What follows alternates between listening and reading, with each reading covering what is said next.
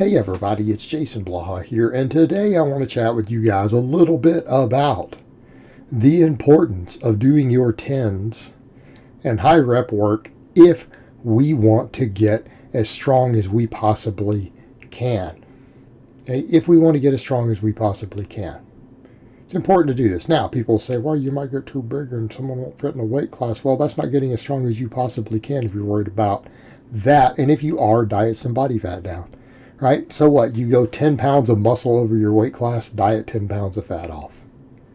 Problem solved. You'd be a hell of a lot stronger at the same body weight.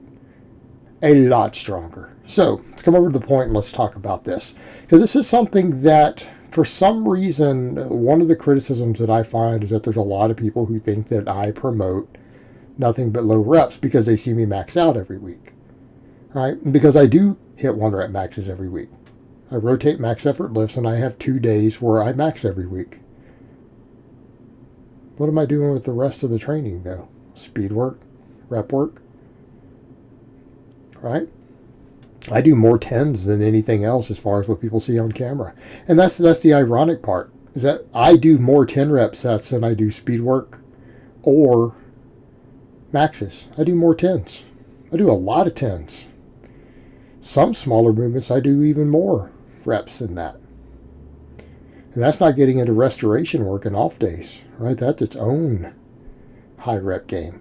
But tens, and I have my clients do tens. A lot of my clients, when they first came on board with me, especially early on, not so much today with the newer ones, but clients I was getting in the past, they were really surprised. They're like, this is not what I expected Blaha to have me do. They thought they were going to be doing a 5x5 all the time and maybe max out, maybe hit maxes in 5s, and that's it. Like, that's a lot of 10 rep sets, coach. Yep, and those guys get stronger. We need to do our 10s. Why 10s? It's a good reason to pick that. It strikes a good balance between fatigue, recovery, tension. It's a good baseline to do a lot of your volume with. It's a very good rep range. Is it to say that it's magical? No. Is it better? No. Nope. It's light enough that it doesn't beat our joints up. It's heavy enough that we don't get that deep fatigue from the ultra high rep sets. Okay, really high rep sets, anything over, we start getting past 10 with multi-joint exercises, we get real problematic real quick. We need to save stuff usually beyond about 10, maybe 12. It needs to be saved for single joint exercises. Right? Really does. But most of your volume, say, like if you guys see me doing here, what do you mean examples? Close grip pressing. Overhead pressing, good mornings, reverse hypers, even some of your isolateral leg work, things like that, a lot of your back work. Tens, they work great. They just have to be closed grip presses. It could be floor presses, dumbbell presses. Right? Those things work really, really well with roughly 10 rep sets because they're big multi-joint exercises. They work multiple muscles. Those are all also exercises that in some cases might create less axial loading, less overall fatigue to your body, beat your joints up less than some bigger movements do. Okay? And I like to keep most of the classic lifts 5 reps or less. Right? Whether that's speed work, novices doing rep work, or maxes. We're always in that 1 to 5. Eventually I take classic lifts for most of my lifters and myself. We go over to maxes only. We only do singles with variations of them. We only do rep stuff with things that have a good stimulus to fatigue. We'll do a close grip bench instead of a bench. Do a floor press instead of a bench. Do a good morning instead of a squat. Or a deadlift. Go drag a sled if we want more quad work. But the point is we go to 10s. It gives us a good balance. Also, if we get into the potential hypothesis of myofibrillar versus sarcoplasmic growth, 10s is still heavy enough under that hypothesis, which is still subject to debate. Seen guys like Lyle and Minnow have still championed data on it. Okay. 10s, we're kind of still in that range where we're going to strike a real good balance, where we're not risking that non-functional hypertrophy, which, by the way, is a controversial topic. It's not proven. And there's certain cases where you just don't care. As long as a muscle just gets bigger, it gives us better support, particularly support musculature, right? Stuff like your rear delts, side delts. We may not even care about maximum performance in those muscles. We just need them thicker to give us a better support musculature and better structure. You could argue about abs, right?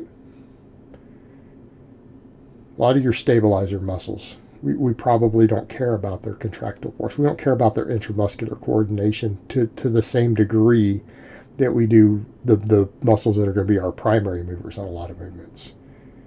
What do we mean?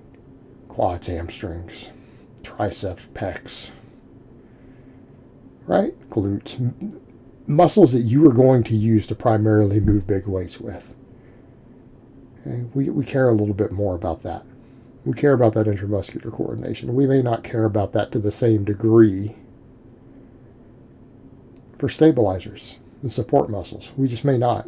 What do we mean? Biceps. A lot of your upper back. A lot of your core. Things like that. At that point, we may not care. Others we do. So we care about the 10s. But why? Why do we care? Because a bigger muscle has more strength potential. Okay? Study after study has shown that. People want to argue against it because they find anecdote to argue against it. They'll always point out, well, there's a bodybuilder, that person. Well, maybe they're not as big as you think they are. Okay? Maybe they look big because of their genetics getting really lean, their insertions overbuilding certain muscles, maybe side enhancing certain muscles, maybe their height. Maybe if you stand them next to someone who's stronger, you realize the guy who's stronger is actually just bigger and thicker than they are. Okay, that's where a lot of it comes from. They'll see that with bodybuilding. And they see certain guys, particularly the smaller guys, who just have that really jacked look because they're ripped and have good insertions. A lot of those guys are not that big. So that's when you see them go, well, they only bench, 280. Guy only deadlifts 450. That's the most he could do. What do you mean size equals strength? It's like, but he doesn't have that much muscle. He's just really lean and looks that way on the camera. You meet him in person, that guy's a lot smaller. You expect the guy is a 280 bencher and a 450 deadlifter when you see his stature in person. That's how they look on camera. Okay. We have the whole issue of sometimes excessive drug use can create strength versus size discrepancies. They still gain strength. It just may not be at the same ratio per ounce of muscle. You have side enhancement to deal with. Okay, that's a big deal. And the fact that they haven't learned intramuscular coordination. Some of those really jacked bodybuilders, if they really and truly have a lot of muscle, they can move a lot of weight once they practice doing it. Okay? They just need a little bit of practice to develop some intramuscular coordination and the movement patterns. And then all of a sudden they're actually pretty strong. Okay? Because they haven't learned the skill of lifting heavy. They have the potential, so let's come back over to it. Strength potential. That's why we don't say automatically, well, bigger muscles, a stronger muscle. Well, yeah, at the muscular level it might be.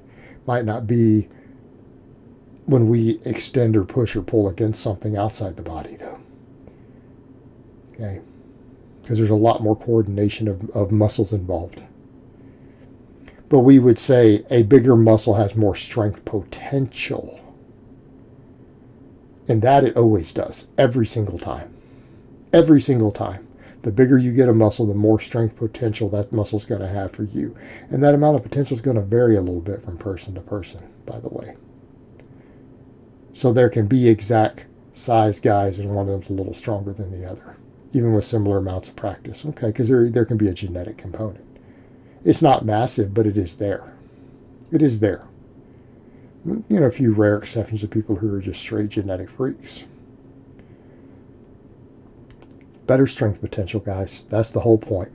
If you just get thicker and bigger with your tens, all that work you do on the maxes and the singles and the other stuff, it's going to have more potential. But we need to gain most of our size off volume. We need to gain it off our rep work. And stuff like tens works very, very well for that. Doesn't mean that's all we should do, but I think it's a good baseline for most of your volume. And then you do exceptions when you have a good reason to do exceptions, which will probably be many. All right, guys, well, that's really all I have to say on that today. I hope it's been informative, and I will talk to you guys next time.